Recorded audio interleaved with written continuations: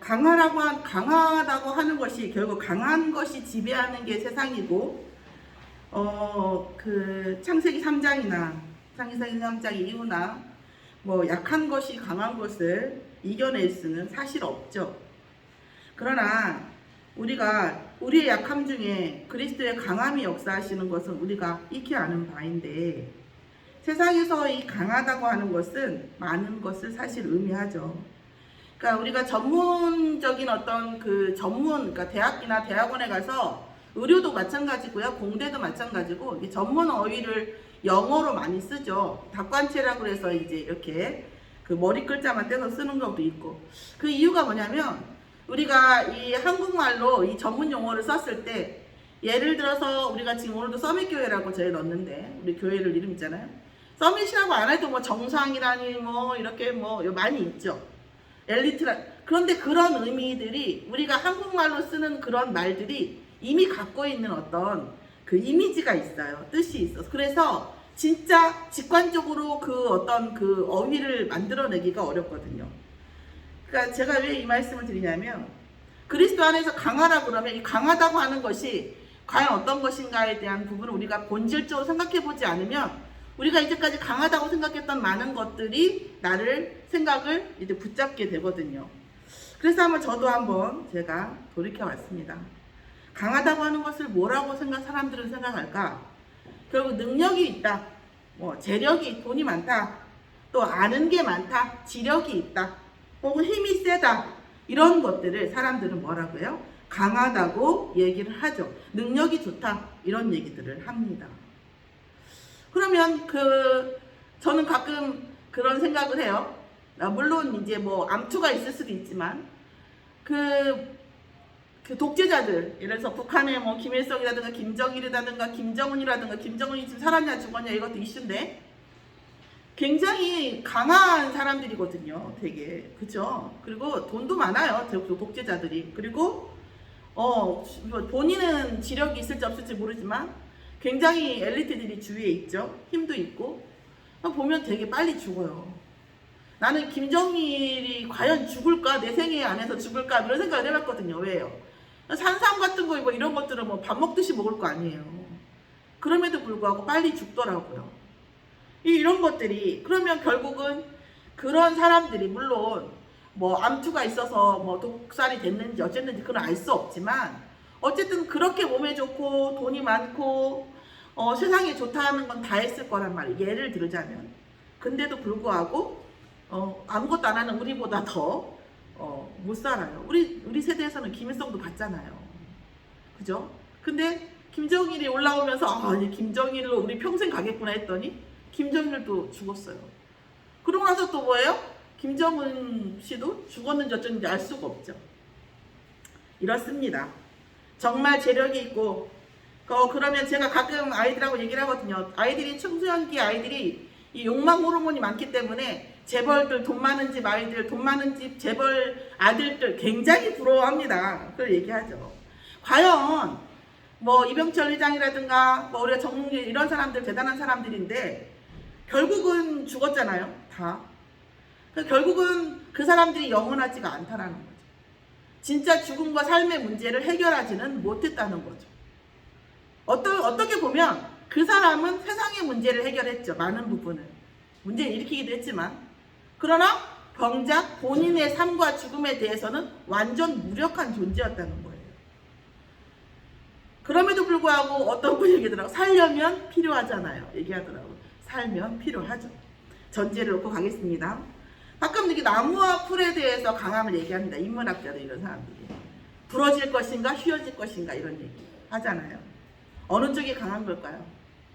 어떤 말이 들어와도, 어떤 상황이 와도 휘어지지 않는 나무와, 작은 바람과 그 다음에 빗물 이런 거에도 이슬 한 방울에도 휘어지지만, 또 어떤 강한 바람이 와도 부러지지는 않는 그런 풀들이 있죠. 그래서 어떤 관점에서 우리가 강하다고 얘기할 수 있는 건지 생각해 볼 필요가 있죠.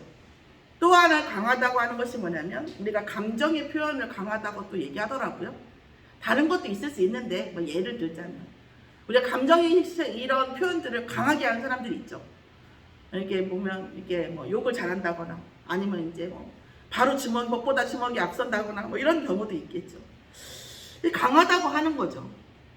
그럼 진짜 이 부분은 세상적인 어떤 부분에 강하다고 하는 것에 대한 얘기들을 보면 보통 이 정도 더 큰 것도 있을 수 있겠지만 이렇게 있단 말이에요. 그런데 오늘 디모데는요, 바울이 굉장히 사랑한 제자였어요. 어느 정도냐면 아들이라고 생각할 정도로 사랑한 제자였어요. 너무나 사랑한 제자였죠. 그래서 내 아들아라고 얘기한 이 디모데는 바울이 전도 제자로서 그래서 이 전도사님 아들 중에 디모시가 많습니다. 그래서 왜냐하면 전도자의 아들격인 디모데가 아주 후대 렘넌트의 중요한 좋은 예거든요.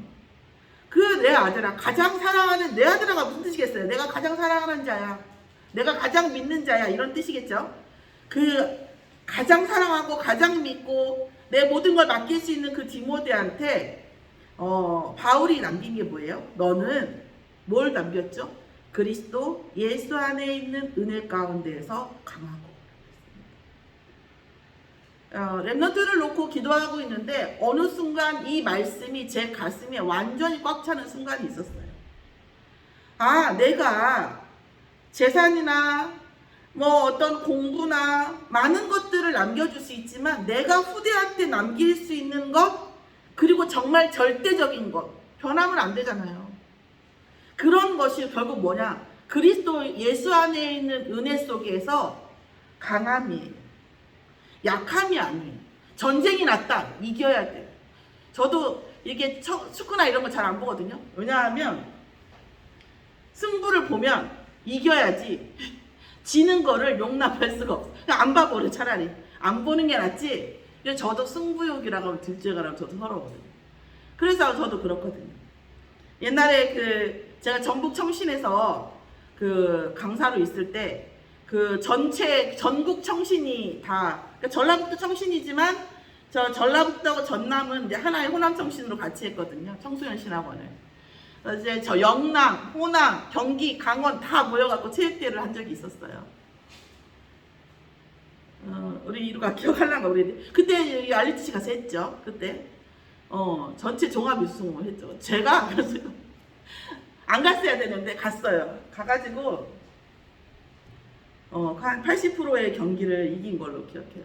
그러니까 이 승부가 나는 것이죠. 이게 약한 것이 미덕은 아닙니다. 그런데 우리가 지는 것이 미덕은 아니에요. 그런데 우리가 무엇에서 강하고 무엇에서 이기고 무엇에서 살아남을 것이냐는 거죠. 이 그리스도 안에서 이 강함이라는 것이 무엇인지 우리가 해볼 필요가 있다는 거죠.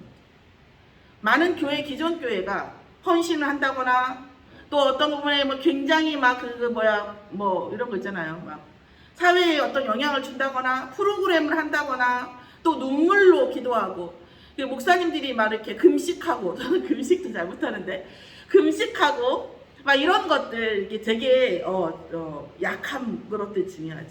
그렇게 미덕으로 보는 경우가 많이 있어요. 그런데 그 안에 사실은 뭐예요? 그리스도 예수 안에 있는 은혜 속에 강함을 붙잡고 있다면 아무 문제가 되지 않는 거죠.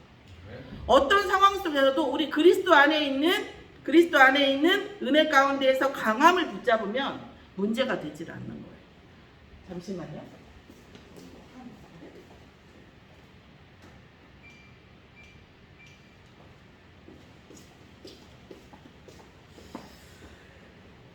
자, 그런데 하나님께서 우리에게 뭐라고 주셨냐면 남은 자, 순례자, 정복자라고 하는 말씀을 주셨습니다.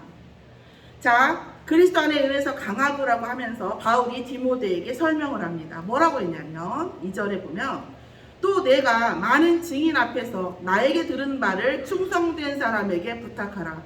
그들이 또 다른 사람을 가르칠 수 있으리라. 아멘. 지금 무슨 말이에요? 나에게 들은 복음, 그리스도라고 하는 그리스도가 모든 문제 해결자이고 우리 죄와 저주로 모든 걸 바꾸셨고 운명을 바꾸셨는데 어느 정도냐면 제가 현장에서는 그런 얘기 많이 하거든요. 점쟁이가 알아볼 정도의 운명이에요.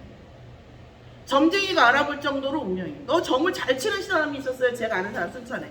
같이 가자 그랬어요. 순천에 제일 잘 본 사람 누가 있냐. 같이 가자. 그랬더니 무서워서 안 간다 하더라고. 뭐가 무서운지는 모르겠는데 안 간다. 나랑은 안 가겠다고 하더라고. 저랑은.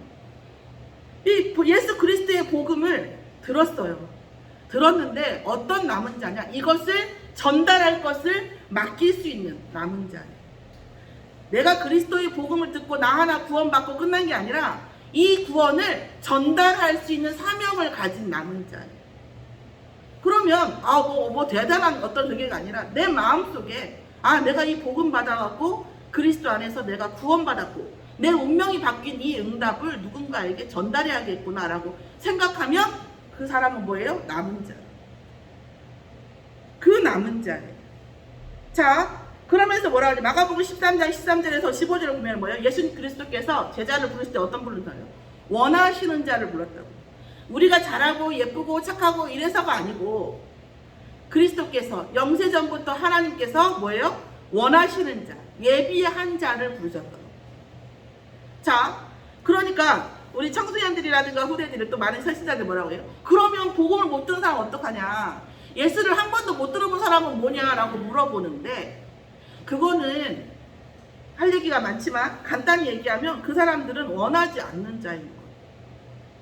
원하지 않는 자예요. 하나님께서 원하시지 않는 자예요. 그럼 우리가 지난번에도 말씀드렸지만 많은 이유 때문에 이 자리에 와 있지만 하나님께서 뭐 했다? 원하시는 자이기 때문에 부른 거지 내가 원해서 혹은 내가 뭘 잘해서 여기에 불러서 앉아 있는 건 아니라는 거죠. 하나님께서 원하시는 자를 불렀어요. 그 남은 자는 결국 누구다? 하나님께서 원하시는 자였다는 거죠.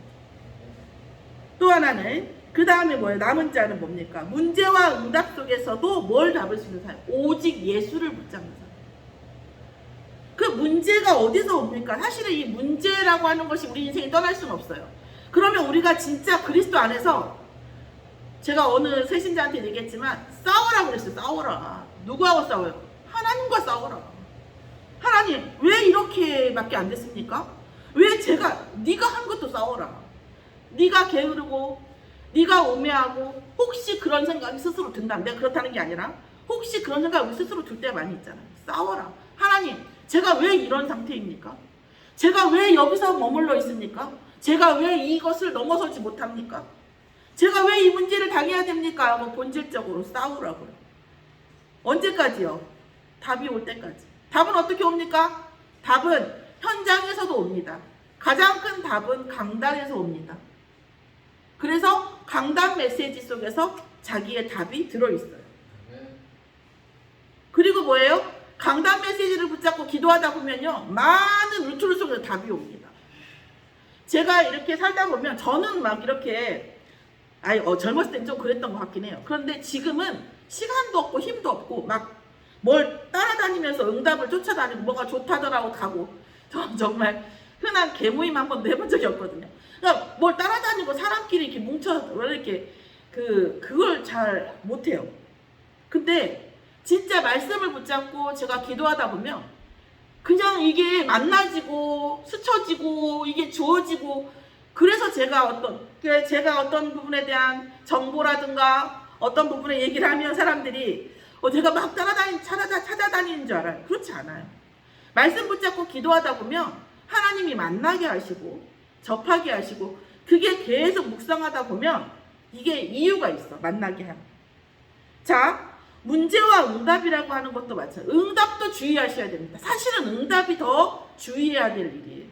제가 지난주에도 말씀드렸죠. 흑암보다 더 무서운 게 배감이에요. 흑암이 뭡니까? 어둠이잖아요. 거기 불을 켜면 되거든. 근데 배감은 뭐냐면 안개거든요. 안개 당해보셨죠? 운전하시다가 불을 켤수록 뭐예요? 더 어두워져요. 배감은. 그래서 옛날에 그 신학교에서 그 농담처럼 했다니까 흑암보다 무서운 게 배감이라고. 우리가 응답을 통해서 들어오는 사단의 역사가 가장 더 두려운 거예요. 사실은. 그리고 우리가 정말 잘 넘어가요. 그래서 응답지향적으로 신앙생활을 하면 그냥 그 천국을 못 가는 건 아닌데 계속 넘어져요. 계속. 사단이 계속 문제와 응답과 계속 사이에서 정신을 못 차리게 하거든요. 그래서 이 부분을 문제로 오든 응답을 오든 이 본질을 보면서 계속 우리가 말씀 붙잡고 진짜 오직 예수에 찾아야 돼. 그러니까 이 문제가 왔어. 오직 예수래. 오케이 오직 예수. 이게 아니고 응답이 왔어. 속지 말래. 오직 예수래. 이게 아니고 하나님 이 문제 안에 뭐가 오직 예수입니까? 하고 질문해야 된다는 거죠. 억지로는 하지 마세요. 억지로는 여기까지. 혹시 된다면, 힘이 된다면, 안 되면 그것도 기도해야 되고. 하나님, 이 문제에서 도대체 어느 지점에서 오직 예수예요? 물어봐야지. 응답이 왔는데 하나님 이게 지금 사단이 준 겁니까? 일단 저는 그렇습니다. 사단이 준 겁니까? 하나님 허락하신 겁니까? 이 응답 속에 어디 오직 예수가 있습니까? 계속 묵상하고 기도하다 보면 우리가 말씀 가지고 묵상하고 기도할 수도 있지만 뭐 항상 우리가 삶은 그렇게 할 수는 없잖아요. 그런데 문제와 응답 속에서는 정말 그리스도를 놓고 묵상하셔야 됩니다. 그래서 그 문제와 그 사건 속에 이 문제 속에 이 부분이 오직 예수구나. 이 응답 속에 이 부분이 오직 예수구나라는 것이 붙잡아줘야 됩니다. 제가 옛날에 그리스 로마 신화 애들 거 이렇게 공부 가르치다가 문제 풀으라고 그러고서 이렇게 막 봤다가 제가 완전 딱 충격받은 게 있었다니까요. 뭐냐면 그리스 로마 신화를 쭉 보는데 그러니까 뭐 이제 우상 숭배 관점으로 보긴 보죠. 그러나 이제 뭐가 있겠어 하면서 보는데 그 그리스 로마의 그 제우스 숨기고 이런 사람들이 전쟁을 나가는데요. 이게 기둥이 있어요. 기둥이 이렇게 여러분 아파트에도 지금 그런 거를 그 공원 그런 인테리어 할 때 그걸 이렇게 본 따온 게 있어요. 그래서 신전을 따온 건데 기둥을 이렇게 12개를 보통 12개 맞추는 경우도 있고 안 맞추는 경우도 12개 이렇게 동그랗게 세워놔요. 거기 안에 전쟁을 나갈 왕이 거기에 무릎을 꿇고 기도를 시작합니다. 전쟁 나가기 전에. 언제까지요? 신탁이 올 때까지. 신탁은 뭐냐면 신의 목소리가 올 때까지. 우상숭배하는 사람도 그렇게 움직이더라고요. 그 안에서 전쟁을 나가기 전에 신탁에 신의 음성이 들을 때까지. 지가 듣든지 아니면 주술사가 그 제사장이 듣든지. 그러니까 뭐예요? 신의 음성이 들을 때까지, 신탁이 올 때까지 거기서 움직이지 않는 거예요. 저는 거기서 딱 어떤 마음인지 뭔지 맞았어요. 이렇게 움직여야 되는구나. 이렇게 해야 되는구나. 저는 메시지로 얻었어요. 나는 과연 하나님을 믿는데 그리스도 안에서 내가 정말 복음과 정말 신탁, 우리 신이 진짜 신이지. 신탁이라는 말이 거기도 신탁이 우리도 신인데 거기는 다른 말을 찾을 수는 없어요. 하나님의 신탁을 찾고 움직여야 되거든요. 우리의 현장의 문제와 응답 속에서 하나님의 신탁을 잡아야 되거든요. 그런 심정이 내게 있는가라는 것을 내가 그 순간 딱 묵직하게 받았어요. 없다고 말할 수는 없지만 이 정도였나? 그 순간에 굉장히 저한테는 충격이었거든요. 문제와 응답 속에서 오직 예수를 묵상하는 자예요. 문제에 막 매이거나 응답에 막 뜨거나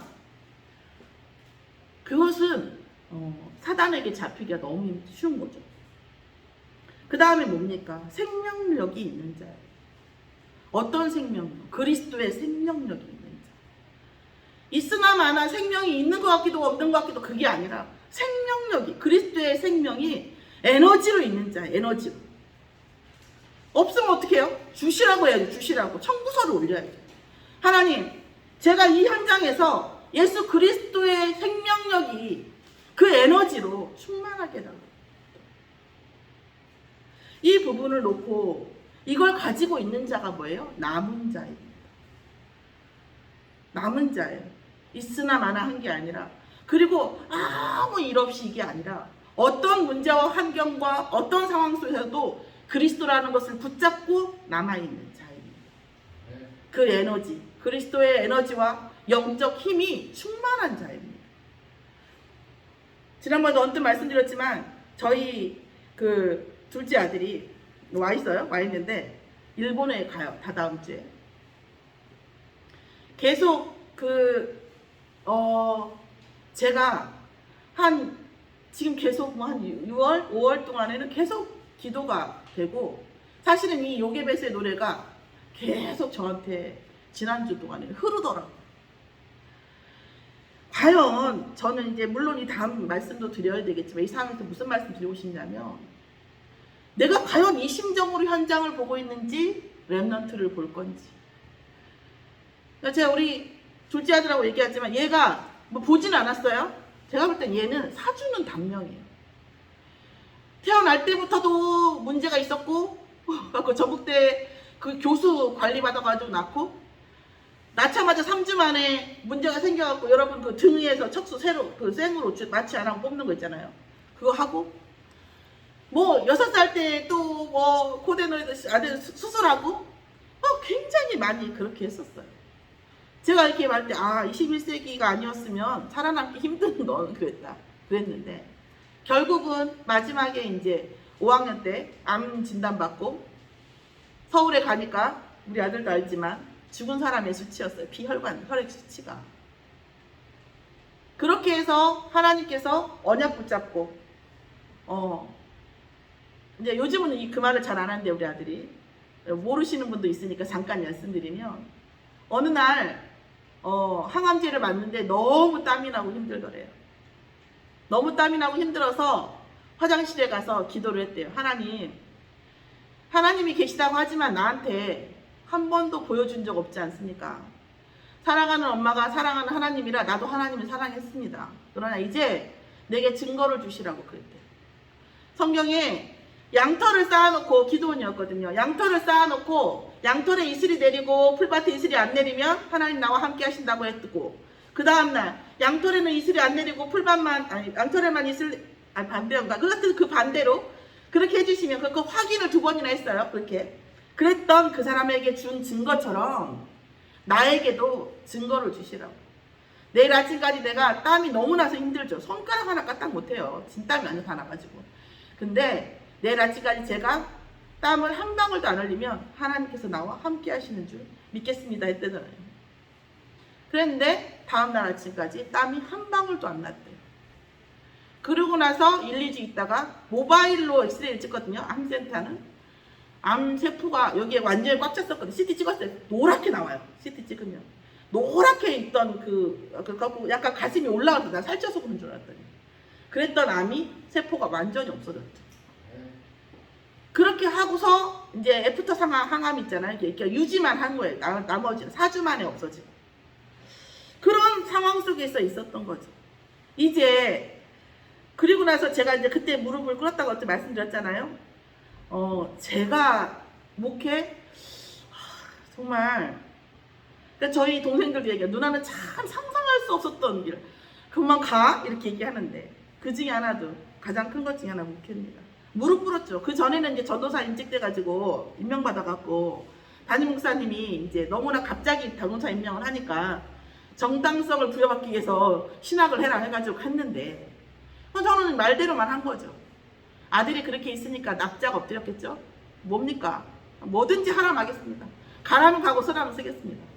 뭡니까? 물어봤는데 걸리는 건 딱 그거예요. 이거 복음이죠. 그래서 하라면 하겠습니다. 그때 이제 마음의 벽을 다 내려놨죠. 자격은 별로 없는데 하나님 하라면 어쩔 수 없죠. 아들 목숨 놓고 하는데. 그러고 이제 제가 여기까지 왔어요. 이런 속에서 다시 일본을 보내는 제 심정이, 그때는 뭐였냐면 그때 성모병원이 반포 성모병원, 강남 성모잖아요. 20층이 이제 센터예요. 항암센터거든요. 고소공포증이 있어요, 이 친구가. 그러니까 암도 뭐 치료도 무서웠지만 20층에서 날마다 떨어지는 꿈을 꿨대요. 이 친구가 고소공포증이 있으니까 20층밖에 없는데 병실이. 그랬다 하더라고요. 저는 거기서 뭘 봤냐면, 모리아산에서 아브라함에게 이삭을 바쳐라 했잖아요. 제단 위에 올려놨잖아요. 딱 그 느낌이에요. 제 느낌은. 하나님, 죽이시는 분도 하나님이시고 살리시는 분도 하나님이라고 믿습니다. 그러면서 쟤한테 계속 그랬어요. 네가 살아야 할 이유를 하나님께 말해요. 그래서 삶을 준비하려. 그래갖고 항암하는 애인데 문제집을 하루에 2장씩 항상 풀었어요. 2페이지씩. 질렸다고 했어요, 거기서. 그러고 나서 이제 먹는 거 공수하고 이렇게 했습니다. 근데 이제 와서 돌이켜보면 다 주의 은혜죠. 제가 했던 것도 없고요. 하나님께서, 그리고 우리 아들하고 지금 와서 포럼하면 그렇습니다. 과연 우리가, 어제도 오면서 그 얘기 하더라고요. 많은 사람들이 문제와 사건 속에서 언약을 붙잡은 사람이 있고 아닌 사람도 있는데, 그러면서 뭐라 하냐면 나는 목숨을 놓고 하나님을 만났지만, 이게 지나가면서 얘기를 해요. 그렇게 지나가면서 왔습니다. 여기까지. 자, 이제 다시 일본으로 가고, 이제 문화. 사단이 가장 원래 왜냐면 사단이 찬양하던 존재였잖아요. 그래서 음악하는 이 친구들한테 사단이 엄청 역사합니다. 음악이라고 하는 문화를 통해서 우리가 봐요. 아무리 영화가 좋아도요, 진짜 영화에 미치지 않은 사람, 별사람, 한 영화를 막 10번, 20번, 30번, 100번 이렇게 보지 않아요. 그죠? 근데 음악은요, 여러분 어때요? 좋아하는 음악은요? 일단 가수들은요, 하나의 음악을 약보를 받아가지고 취입을 하면 한 1000번 정도 부른다네요, 보통. 근데 우리는 어떨까요? 정말 좋아하는 노래 몇 번 들으셨어요? 어마어마하게 듣죠. 각인이 안 될 수가 없어요. 내 의식에 있든 무의식에 있든 반드시 들어갑니다. 그렇기 때문에 그런 역할을 하는 그 음악 속에 어쨌든 사단이 많이 역사하는 거고, 또 800만 이상의 우상이 있는, 얼마 전에 제가 그 4차 산업 교육 받는데 그런 얘기를 들었어요. 일본 사람 습성이 뭐든지 우상화 시켜놓잖아요. 거기다가 그 애완 로봇 있잖아요. 애완 로봇. 일본은 많이 있었잖아요. 그래서 애완 로봇을 이제 몇십 년 동안, 10몇 년 동안, 20몇 년 동안 이렇게 애완 로봇을 이렇게 쓰다가 더 이상 하면 폐차시키듯이 이제 폐차시킬 거 아니에요. 폐기시키죠. 그러면 그 폐기시킨 애완 로봇도 뭐예요? 상을 일단 올려. 이름을 쓴대. 몇 년 동안, 몇십 년 동안 자기 위해서 고생했다고 폐를 놓는다는 거, 우상화를 만든다는 거예요. 애완 로봇도. 그게 일본이라는 나라예요. 일본, 내가 또다시 강의 들어요. 일본이 그런 나라예요. 어마어마한 우상, 어마어마한 정신병, 어마어마한 영적 문제가 우리나라도 있지만 일본에 비할 바 없죠. 그럼에도 불구하고 어떻게 해요? 보기에는 굉장히 친절합니다. 굉장히 수능적이고요. 좋은 게 진짜 많아요. 오죽하면 이 목사님도 일본이 복음화되면 일본 사람 세계 복음화할 거다. 왜? 거스름이 없으니까. 걸거침이 없어요. 이렇게 스치고 까시러운 게 없어. 그죠? 그런데 그 속에 어마어마한 영적 문제, 어마어마한 이런 것들이 있는 거예요. 이런 일본 땅에 이제 아들이 간다고 하니까 다시 이제 요괴배스 노래가 들어오는 거예요. 그 전에 또 요괴배스 노래에는 제가 은혜 받은 그분이 되게 많았죠. 여러분은 어디가 가장 은혜가 되세요? 저는 너의 참부모, 너의 주인, 참주인, 너의 하나님께 너를 맡긴다. 그 찬양이죠. 사실 옆 동네에 학교만 보내도 사실 우리는 맡겨야 돼요. 저 인간이라는 것이 아무리 사랑해도 눈에 안 보이면 영향력이 없는 거잖아요. 그렇죠? 그렇잖아요. 옆 동네 가나 일본 가나 사실 똑같아요. 우리가 우리 자녀를 볼 때, 저는 이제 이런 말씀을 드리고 싶은 거예요. 제가 사실은 메시지 중에 메신저의 경험에 기반한 메시지를 저도 싫어하거든요. 사실 좋아하진 않아요. 근데 제가 오늘 이런 말씀을 드리는 이유는 우리가 우리 자녀와 우리 제자와 우리 후대를 볼 때 과연 어떤 심령이라는 거지. 결국은 우리가 아냐 모르냐 차야지. 학원을 보내든 학교를 보내든 유학을 보내든 너의 참 주인이시고 너의 참 부모이신 예수 그리스도 하나님께 너를 맡긴다는 거예요. 이게 진짜 우리가 줄 수 있는 참 사랑인 거죠. 이 고백이 진짜 고백인 거죠. 그리고 우리 자녀에게 진짜 응답이 시작되는 거죠. 그러면서 뭘 해야 됩니까? 뭘 하든 사단은 가장 열심히 하는 게 있어요. 여러분 어떻게 보셔요? 사단은요, 인간이 하려고 하는 모든 것을 막습니다. 특히 뭐예요? 영적인 거, 특히 살리는 거, 특히 중요한 거, 성공시키는 거, 잘하는 거, 긍정적인 모든 것을 막는데 사단은 최적화가 되어 있고 최선을 다합니다. 우리가 뭘 하려고 하든 사단을 막아요. 그쵸? 근데 그 막는 사단을 이길 수 있는 이름은 오직 뭐밖에 없어요. 천하 인간에게 구원받을 만한 다른 이름 우리에게 주신 적이 없다고 베드로 고백합니다. 뭐라고요? 예수 그리스도의 이름 앞에서만 사단이 없어집니다. 히브리어 헬라어를 우리나라 최고로 하시는 목사님 뭐라고 하시냐면, 우리가 진짜 흑암 중에 있을 때 그리스도를 부르면 얼마나 빨리 흑암이 없어집니까? 라고 누가 질문을 했대요. 우문현답인데 이분 뭐라 하냐면 깜깜한 이 교회에 불을 켰을 때 불이 환해지죠. 그것보다 빠르대요. 그것보다. 에너지 사전을 보면. 뭐 여러 가지 얘기를 하시는데 그거는 뭐 여러분의 믿음의 정대단을 이거 뭐 증명하는 것은 아니잖아요. 그런데 깜깜한 공간에 불을 켰을 때 환해지는 속도보다 우리가 예수 그리스도를 불렀을 때 흑암이 무너지는 속도가 훨씬 더 빠르다는 거예요. 결국 우리가 참 하나님이고 참 부모이신 여호와 하나님의 손에 우리의 자녀와 우리의 인생을 맡기고 우리는 뭐 붙잡으면 돼요? 예수 그리스도 붙잡으면 된다는 거죠. 그게 남은 자고 남은 자의 부모 심정이라고 생각합니다. 그럼 뭐라고 부르셨어요? 그 다음 뭐를 부르셨어요? 그리스도 안에 강하라. 그 강한 자 중에 또 뭐가 있습니까? 순례자죠. 우리는 3절과 4절을 보면 너는 그리스도 예수의 좋은 병사로 나와 함께 고난을 받으라. 병사로 복무하는 자는 자기 생활에 얽매이는 자가 하나도 없나니 이는 병사로 모집한 자를 기쁘게 하려 함이라 그랬습니다. 아멘. 이게 무슨 말씀입니까? 우리 세상은 우리가 예수를 믿는다 해도 전쟁이 나면 같이 그 전쟁을 겪을 수밖에 없고 코로나가 나면 코로나를 겪을 수밖에 없어요. 그죠? 그런 우리가 세상과 같게도 고난을 같이 받아요. 그런데 뭐를 위해서 받으라? 어차피 고난을 받고 세상과 함께 해요. 시간표를. 그러나 우리는 뭘로써? 그리스도 예수의 군사로서 고난을 받으라는 거예요. 또한 우리가 어떤 것을 하든 간에 사단이 우리에게 가장 덫을 많이 놓는 거는 고난이에요. 제가 오랫동안 아이들을 가르치잖아요. 재능이라는 얘기를 어떤 그 재능에 대한 얘기를 하더라고요. 누가 발표를. 옛날에는 그런 거 다 따지고 같이 얘기를 했는데 지금은 안 해요. 귀찮아가지고. 근데 제가 저한테 물어보더라고요. 그래서 재능 어떻게 생각하세요? 제가 그랬죠. 할 말은 많으나 지금은 하지 않겠습니다. 네, 그랬어요. 진짜 재능이 뭘까요? 재능은 잘하는 게 재능 아니에요. 여러분. 잘하는 사람은요. 못하면 금방 쓰러져요. 재능은 그거 아니에요. 재능은요. 못해요. 못해서 넘어져요. 근데 넘어지는 게 재밌어.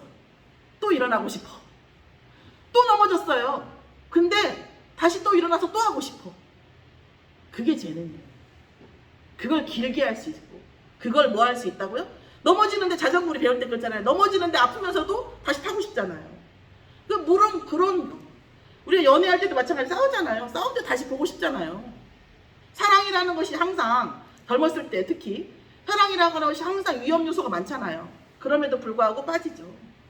내가 그 부분에 대한 어려움이 있음에도 불구하고 그것을 함께 할 수 있는 긍정적 에너지를 가지고 있는 사람, 그것이 그 분야에 대한 재능이고 그 사람은 절대 무너지지가 않아요.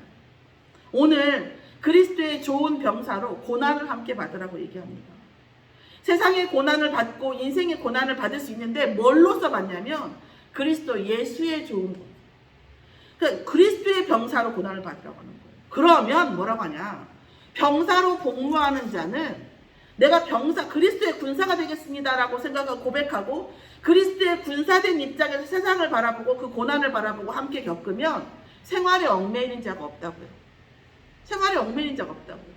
순례자는 뭡니까? 현상을 보는 사람이 아니에요. 흐름을 보는 사람이에요. 상황을 보는 사람이 아니에요. 앞뒤 전후 좌우를 보는 사람이에요. 위와 아래를 다 보죠. 그리고 뭐예요? 함께 하지만 거기에 얽매이거나 집착하지 않아요.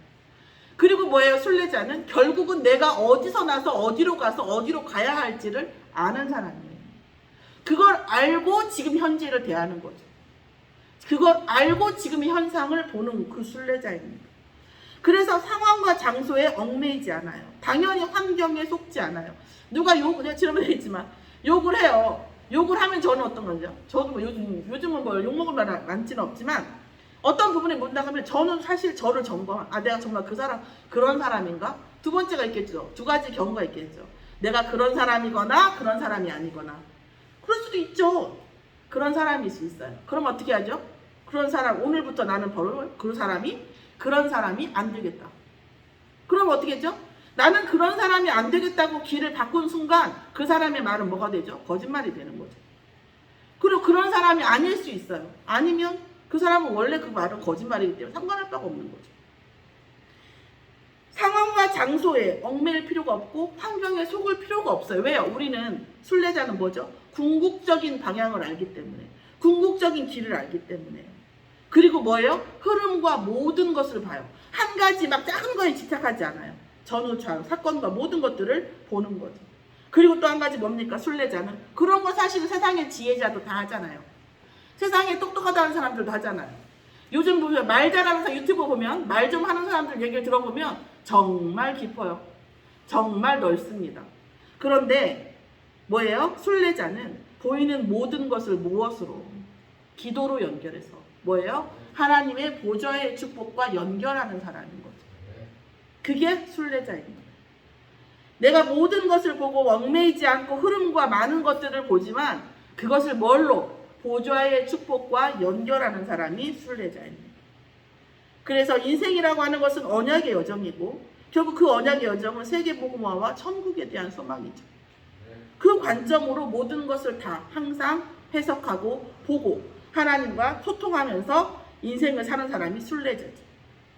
정복자죠. 그리스도의 강하라고 하는 그리스도 안에서 강했을 때 또 하나의 되어줘야 되는 부분이 뭐야? 응답받을 부분이 뭐예요? 정복자죠. 제가 우리 아들에게도 얘기하고 싶고 제가 모든 랩런트에게도 얘기하고 싶어요. 절대 뭐하다. 세상에서 지지 말라는 거예요. 아무리 강해 보여도 나는 결국은 이길 사람이라고 하는 정체성을 놓치지 말라는 거예요. 왜요? 우리는 가장 강한 자가 우리 안에 계십니다. 지금은 시간표일 뿐이에요.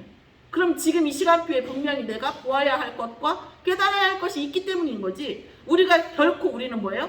지는 사람이 아니에요. 반드시 우리는 정복할 것입니다. 아무리 기라성 같은 세상과 문화와 모든 것이 있어도 복음 가진 렘넌트를 하나님께서 정복하지 않게 하신 경우가 단 한 번도 없어요. 반드시 정복하게 하실 겁니다. 거기서 말씀에 나와 있죠. 경계하는 자. 경계하는 자가 뭡니까? 경계하는 자의 목적이 뭐예요? 승리죠. 승부의 세계인 거죠. 그런데 경계하는 자에게 뭘 써요? 법대로 경계하지 아니하면 승리자의 관을 얻지 못할 것이며. 아멘. 경계하는 자의 목표는 승리입니다. 1등이에요. 우리가 뭐 옛날 코미디에서 1등만 기억하는 더러운 세상 이랬는데 우리는 1등밖에 우리는 뭐 1등 말고 기억합니까?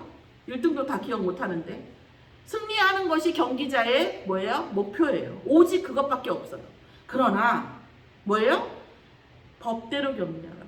자, 그 법대로 경계하라고 하는 그 말은 무슨 말입니까? 사단에게도 법대로 경계. 하나님은요. 하나님이 천지를 창조하시고 그 규칙을 만드시고요. 하나님도 그대로 따르셨어요. 구원 사역이라든가 특별한 사역이 있지 않으면 하나님은 이 세상에 만들어 놓은 규칙 안에서 하나님도 역사하십니다. 그리고요. 하나님의 신성의 가장 큰 것 중에 하나는 뭐냐면 공의예요. 뭐예요? 공평하다는 거지. 누구 앞에서도 사단 앞에서도. 그래서 불의한 자에게도 하나님 뭐예요? 법대로 하길 원하시고 의로운 자에게도 법대로 하길 원하십니다. 우리가 불의한 자라고 해서 함부로 하거나 불의한 자라고 제가 저렇게 해서 나도 그렇게 하시면 안 됩니다. 불의한 자라 할지라도 뭐예요? 법대로 경계해야 됩니다. 그래야 승리자의 관을 얻을 수 있어요. 난 그렇게 할 수가 없는데 그거 뭐예요? 기도 제목이죠. 그러나 결과적으로는 사단 앞에서라도 법대로 경계하지 아니하면 승리자의 관을 얻지 못합니다. 그리고 법대로 경계하되 우리는 뭐예요? 그리스도 안에서 하면 하나님께서 반드시 승리하게 하십니다. 중요한 건 내가 이길 수 있다, 승리할 수 있다를 증명하는 게 우리의 인생이 아니에요. 우리의 인생은 하나님 그리스도 안에서 하나님께서 그리스도 안에 있는 우리를 얼마나 승리하게 하시느냐가 관건인 거예요. 그때 우리가 기드온의 얘기도 나왔지만 기드온이 굉장히 심약한 사람이고 기드온의 300용사는요 가장 졸렬한 사람들만 데리고 갔어요. 용감한 사람들 그리고 강한 사람들 다 빼고 가장 오합지졸만 데리고 가서 하나님께서 승리한 게 기드온의 전쟁이었어요. 결국 우리가 강한 것을 원하는 것이 아니라 하나님이 우리를 통해서 얼마나 강하게 하시는가를 증명하는 것이 우리의 삶이에요. 그래서 우리가 우리를 생각하고 갈 필요가 없어요. 그 다음 수고하는 농부죠. 정복자는 누굽니까? 수고하는 농부예요. 수고하는 농부는 뭡니까? 살리는 사람이에요. 살리는 사람. 정복자에 대해 뭐로서 정복을 해야 되냐면 살리는 자로서 해야 되는 거죠. 진짜 전쟁과 진짜 승리는 뭡니까? 인간관계에서 진짜 승리는 뭐예요? 살리는 사람이에요. 치유하는 자죠. 우리가 음악을 하든 음식을 하든 뭘 팔든 뭐 하든 간에 나를 만난 사람이 그 순간 내 마음에 와서 나한테 와서 그 사람이 치유돼야 되는 거예요. 어떻게 치유합니까? 당연히 기도 제목이죠. 그러나 치유하는 거예요. 그런데 뭐라고 했냐면 하나님께서 말씀 뭐라고 하셨냐면 그렇게 수고하는 농부 곧 살리려고 하는 그 사람 세상을 살리고 치유하는 자애가 뭐예요? 곡식을 먼저 받는 것이 마땅하니라. 아멘. 뭐 곡식을 먼저 주시겠다는 거. 누구에게? 치유하고자 하는 살리고자 하는 자. 내 업을 통해서 내가 사람을 살리겠다고 보셔야 돼요. 저도 이 만만한 일은 아니에요. 어떤 분이 그러시더라고요. 저는 아이들 가르치는 거는 할 수 있는데 학부모로 상대할 수 없다. 고로 나는 아이들 못 가르친다. 그 얘기 하신 분 있어요. 근데 어느 순간이 되니까 제가 어찌 말씀드렸죠. 학부모도 불쌍한 사람이더라고. 학부모도 나는 그 학부모들이 갑질한다고 하는데 저는 그렇게 생각하지 않아요. 학부모가 굉장히 불쌍한 사람이에요. 나한테 돈 주고 마음 주고 자식 맡기고 안 될까봐 전전긍긍하는 거예요 지금. 왜냐하면 그 사람이 갑질하는 이유는 뭔지 아세요? 내가 갑이기 때문에 그래요. 그 사람이 자식의 인생을 내가 갖고 있기 때문에 그 사람이 갑질을 하는 거예요. 그게 보여줘야 돼요. 보여지는 순간이 와요. 네. 어쨌든 그가 그 사람을 살리겠다 생각하는 순간부터 인생이 바뀌기 시작하더라고요. 업이 바뀌기 시작하는 거예요. 자, 그러면서 뭐라고 했습니까? 영적 전쟁이. 그러면서 뭐라고 나와서 7절에 보면은 다시 얘기합니다. 바울이. 자, 내가 말하는 것을 잘 생각해봐라 이랬어요. 지금 디모데한테. 주께서 범사의 모든 일에 이걸 알면 모든 일에 내게 총명을 주시리라 이렇게 말씀하셨습니다. 그러면서 다시 이제 근본적인 얘기를 다시 하는 거예요. 그러면서 뭐라고 얘기하시냐면 내가 전한 복음대로 다윗의 씨로 죽은 자 가운데서 다시 살아나신 예수 그리스도를 기억하라. 다윗의 씨라는 거 무슨 말이죠? 다윗의 씨가 중요합니까? 아니요. 예언된 대로 말씀대로 구약의 그 예언대로 오신 그분이 그리스도야 이 말이죠. 복음으로 말미암아 내가 죄인과 같이 매일 수만큼 고난을 받았으나 하나님의 말씀은 절대 나는 매었지만 하나님의 말씀은 매이지 않았다. 그러므로 내가 택함 받은 자를 위하여 모든 것을 참았죠. 매이지 않아도 되죠. 로마 시민권자죠. 로마 시민권자 면책특권이 있어요. 현장범이 아니면 구속할 수 없습니다. 로마 시민은. 그런데 매였어요. 참음은 뭐예요? 그들도 그리스도 예수 안에 있는 구원을 영원한 영광과 함께 받게 하려고 내가 이러고 있는 거다라고 설명하는 거예요. 아니 그리스도가 모든 것인데 바울 선생님 왜 거기 가서 감옥에 있습니까? 라고 질문할 수 있잖아요. 그죠? 설명하는 겁니다. 그러면서 뭐라고 하냐면 미쁘다 이 말이요. 우리가 주와 함께 죽었으면 뭐예요? 반드시 보장된 게 뭡니까? 반드시 같이 죽었어요. 그럼 뭐예요? 같이 사는 것이죠. 참으면 그를 위해서 뭐를 위해서? 구원을 위해서 참는 겁니다. 나의 인격을 위해서 참거나 우리가 어떤 그런 것이 아니라 구원 사역을 위해서 참는 거예요. 그러면 뭐라고 했어요? 함께 왕노릇 할 것이요 그랬습니다. 300 몇 장이던가요? 지난주 찬양에 보면 뭐라요? 왕이 그 반열대로 천국의 왕이 되는데 우리가 하나님 자녀가 전부 왕처럼 올라가죠? 그때 뭐예요? 반열대로라고 했어요. 그 반열이 어느 반열입니까? 구원사역에 대한 반열입니다. 하나님이요 모든 규칙 여러분 영접하면 무조건 하나님 자녀가 됩니다. 그런데요 응답은 달라요. 우리 아들이 하나님 자녀야. 옆집에는 열심히 공부했는데 우리 열심히 공부 안 했어요. 그런데 우리 아들은 하나님 랩런트니까 1등하게 해주시고 옆집 애들 꼴찌하게 해주세요. 말도 안 되는 소리예요 그건. 그런데 하나님께서 두 가지 1등하게 하기 위한 두 가지 방법이 있어요. 제가 알기로는 하나는 뭐냐? 공부할 수 있는 힘을 주세요. 공부할 수 있는 동기를 주십니다. 또 한 가지 두 번째는 뭐냐면 이 랩런트를 통해서 구원 사역이 일어날 것 같으면 해주십니다. 구원 사역 앞에서는 하나님 자격을 따지지 않으세요. 하나님이 아까 말씀하셨죠? 경기하는 자도 법대로 경기하자. 사단 앞에서도 법대로 경기하라고 했는데 오직 구원 사역 앞에서는 하나님이 묻지도 않고 따지지도 않고 모든 법칙과 이런 것들을 초월하십니다. 어느 정도 한다고요? 그런데 구원을 위해서 참기까지 했어요. 뭘 참아요? 감옥을 참았어요. 요즘 감옥도 힘들다고 하는데 그때 감옥은 얼마나 힘들 거예요. 그런데 그 감옥을 참으면서 구원 사역에 함께 뭐예요? 왕노릇 할 것이라는 거죠. 우리가 때로는 예수를 믿는다는 것, 전도를 한다는 것이 내가 이 세상에 호구되는 거 아닌가 이런 생각도 들고, 내가 예수 믿고 전도하려고 하면 사람들이 의뢰 나한테 뭔가를 받아야 된다고 생각하는 사람도 있고 많은 경우가 있어요. 그런데 할 말이 없고 힘이 없고, 아니 우리가 이긴다고는 진단을 알 수 없지, 붙어봐야 알지만 안 하죠. 왜요? 하나님의 이름에 영광에 누가 될까 봐. 혹시 그 사람이 구원의 대상이면 내가 그거에 어떤 부정적인 영향을 줄까 봐 참는다는 거죠. 그런데 하나님께서 뭘 보장하세요? 왕노릇할 거라고 보장하십니다. 이것은 제가 분명히 말씀드리지만 죽은 다음에 말하는 게 아니에요. 반드시 지난주에도 말씀드렸지만 원수의 목전에서 상을 베풀며, 뭐라고 했죠? 원수의 목전에서 상을 베풀며 기름을 발라주시고, 그 기름이 뭐라고 했어요? 멋내는 기름, 멋내는 기름. 왕 선지자 제사장에게 기름 붓는 그 기름 말고 멋내는 기름, 아름답게 보이는 그 기름, 멋있게 보이는 그 기름. 그리고 뭐라고 했어요? 네 잔이, 내 잔이 뭐하고? 넘치나이다 그랬거든요. 그건 산업이라고 했잖아요. 산업이 넘치게 하십니다. 하나님께서 왕노릇하게 하십니다. 우리가 구원을 위해서 참으면 하나님께서 왕노릇 하시는데, 우리가 그럴 것이요. 우리가 주를 만약에 근데 그렇게 하지 않고 그리스도를 부인하면 주도 우리를 부인할 것이라. 그러면서 마지막 줄에 뭐라고 했어요? 우리는 믿음이 없어요. 믿음이 뭐냐면 믿음이거든요. 믿음, 깊은 믿음. 믿음의 기쁨, 믿음, 긍정적인 믿음, 믿음으로 인한 어떤 그런 긍정적인 것들, 그런 걸 얘기하거든요. 근데 우리에게는 믿을 만한 것이 없죠. 그러나 주는 항상 믿으시니 자기를 부인하실 수 없으시리라. 아멘.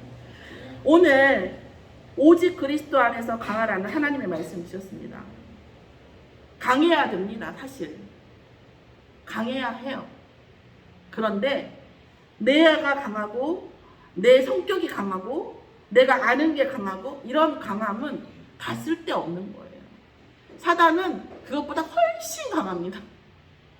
사단은 우리의 의지보다 훨씬 강하고, 우리가 뭘 상상하든 사단은 그 이상이에요. 그래서 아무 의미가 없어요. 그래서 우리가 뭐에 강해야 되냐? 그리스도의 이름 안에서 강해야 된다. 예수 그리스도를 얼마나 강하게 날마다, 우리가 24일 전에 날마다 24시 모르겠으면 왜 예수를 붙잡아야 되냐? 내가 이런 상황인데 왜 예수 붙잡아야 됩니까? 어떻게 예수를 붙잡습니까? 라고 말을 하시면 하나님은 반드시 응답해 주실 수 믿습니다. 약하라고 하십니다. 어떤 약이요? 우리의 모든 에고, 자아, 이거는 뭐예요? 약할수록 좋죠. 강하라고 하십니다. 뭘로 강해요? 우리 안에 있는 모든 그리스도 안에 모든 것에 그리스도가 강하게 역사하게끔 붙잡으라는 거죠. 그리고 뭐라고 하죠? 흔들리지 말라고 하십니다. 그리스도. 겉에서 세상에서 봤을 때는 다른 것이 좋아 보이고 다른 것이 심지어 옳아 보일지라도 그것은 결코 옳은 것이 아니라, 천하 인간에게 구원받을 만한 다른 것을 주신 적이 없고, 우리가 그 구원 사역을 위해서, 생명을 사역하기 위해서, 생명을 구원하기 위해서 그리스도를 누리고 참을 때에 하나님께서 우리가 살아서도 왕노릇하게 하시고 우리가 죽어서도 천국에서도 왕노릇하게 하실 것으로 믿습니다. 우리가 정말 이 세상을 이기고 이 세상에서 정말 하나님이 주시는 승리자의 안으로 가는 것은 24시 그리스도 안에서 강한 것을 누리는 것이라고 믿습니다. 우리가 우리 아들뿐 아니라 우리 자녀들, 우리의 미래 속에서 많은 강한 것, 좋은 것, 많은 것들을 봅니다. 그런데 우리가 단지 딱 하나 붙잡을 건 뭐라고요? 우리가 그리스도 안에서 그 무엇보다도 강한 것을 누리고, 또 이 강한 그리스도의 응답, 이 누림을 내가 전파하겠다, 전달하겠다라는 사명을 붙잡고 가면 하나님이 우리에게 모든 응답을, 유치한 표현이긴 하지만 왕노릇 하실 정도로 누가 봐도 응답을 받은 거라고 인정하지 않을 수 없는 그 응답 속에 살아서도 그 이후에도 영원토록 함께 하실 줄 믿습니다. 기도하겠습니다. 하나님 감사합니다. 우리의 삶 속에서 우리가 무엇에 강해야 할지, 무엇에 약해야 할지, 또 무엇에 흔들려야 할지 흔들리지 않을 때도 많이 있습니다. 오직 우리의 심령이 보이는 것, 듣는 것, 그런 것이 아니라 보이지 않는 영적 싸움에서 이길 수 있도록 그리스도를 강하게 붙잡는 심령이 되어지게 역사하여 주시옵소서. 지금 이 시간 전 성도의 현장과 전 성도의 자녀들의 모든 현장 속에 우리의 참 주인이시고 참 부모이신 하나님께 우리 자녀들과 후손과 후손의 후손까지 아버지 하나님께서 함께하여 주시고 그리스도로 붙잡아 주실 것을 간청드립니다. 이 축복 속에 있는, 그리하여 우리와 우리 후대들이 살아서도 왕노릇하고 또 죽어서도 왕노릇하는 하나님의 응답 속에 있기를, 아버지 하나님 그 응답 속에 있음을 언약으로 붙잡고 누리기를 축원하드리고 아버지 간구합니다. 모든 걸 감사드리고 예수 그리스도의 이름으로 기도를 쌓옵나이다. 아멘.